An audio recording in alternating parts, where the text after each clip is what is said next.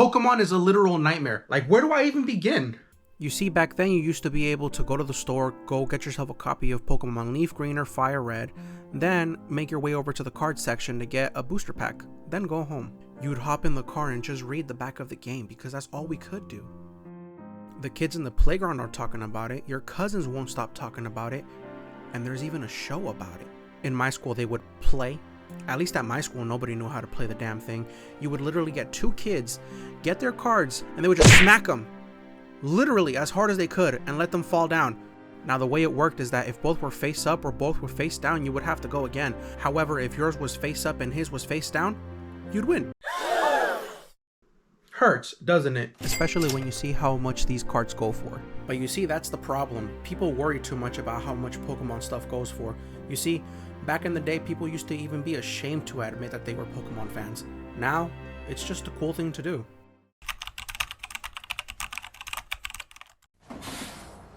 Hey, little buddy, want a ride? Pikachu! Yeah, whatever.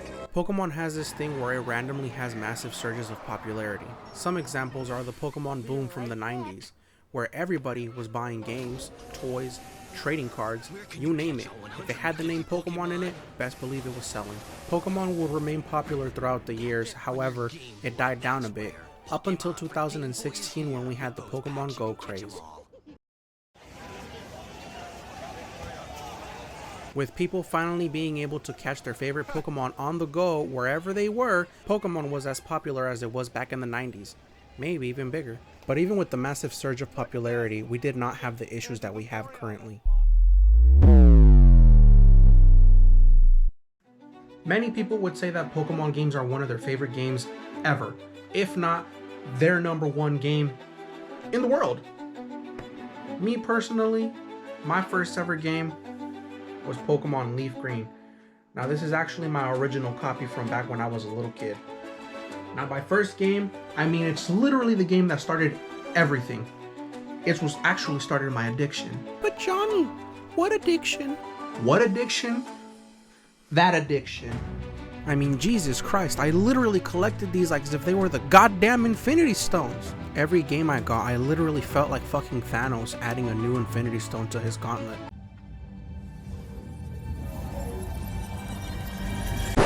Anyways, Pokemon games have always been games that people enjoy replaying multiple times. Me myself, I personally have played Pokemon Leaf Green and Fire Red about 3 times. However, since the replay value is high, not a lot of people like to get rid of their copies. Therefore, whenever there is another massive surge of popularity, you run into the problem where now you have more fans than there is copies of the games. Now, based on what I just said, and due to the events that happened in 2020, everybody was home and everybody was bored, therefore people turned into what they knew best: video games. Pokemon being the giant franchise that it is and being the #1 highest grossing franchise in the world, of course it was one of the many games that everybody was trying to play. Many returning fans, as well as new fans alike, all wanted to get their fair share in playing some of the Pokemon games that they either grew up with or have heard legendary stories about. I mean, shit, everything was closed and there was nothing else to do, so catch 'em all, right? And that was the moment that the market skyrocketed. Not just the Pokemon games, but a lot of different games also went up in value. After some time, these games returned back to their normal prices, but Pokemon did not. Pokemon remained higher than ever. Fast forward a couple of years and Pokemon games still remain as high as they ever have been. Some special versions of these games are some of the most sought after games, such as Pokemon Emerald, currently sitting at $209 for a loose copy. Pokemon Crystal at $158 for a loose copy. Pokemon Platinum currently sitting at $182, and the remakes for Heart Gold and Soul Silver both at $200 plus. GameCube games are just as guilty, with Pokemon Colosseum currently sitting at $172, whereas the Pokemon XD is currently sitting at $221. Even the bonus disc for Pokemon Colosseum is going for a crisp $250. I mean, come on guys, really? Who would even pay that kind of money for just a disc that gives you a legit Jirachi on your Pokemon Gen 3 games? Hey! And don't even get me started with Pokemon Box.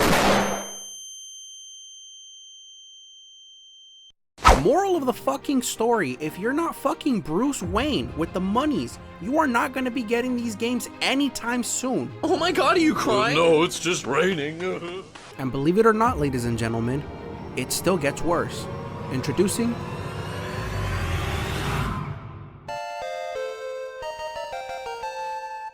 card collecting has always been popular with humans.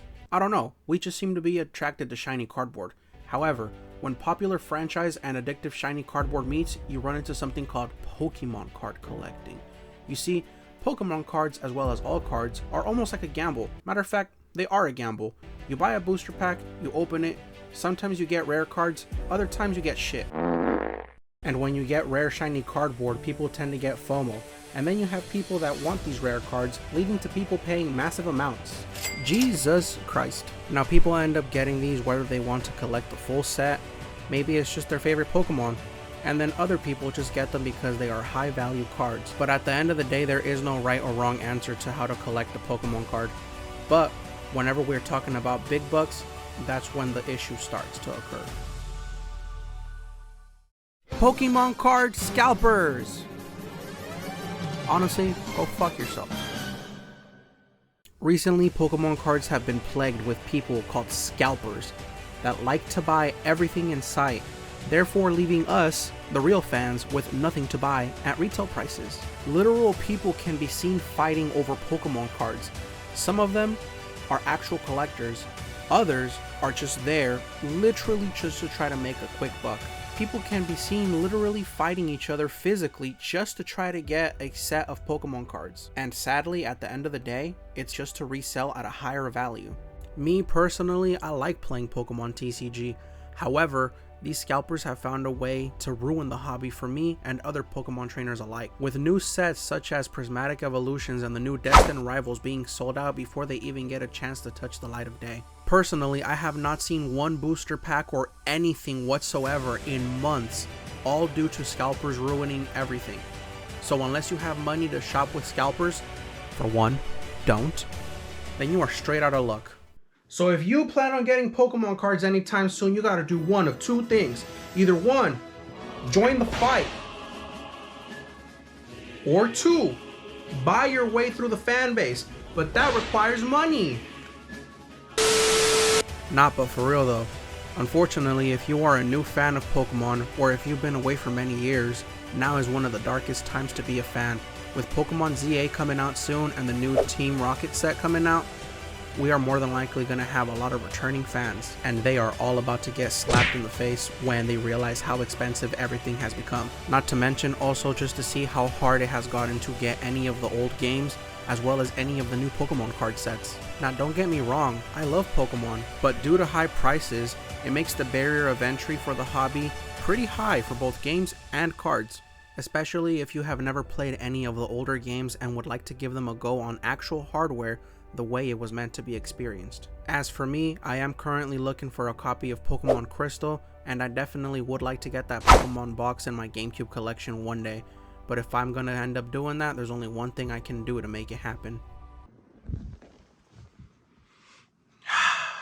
Oh shit! Oh shit!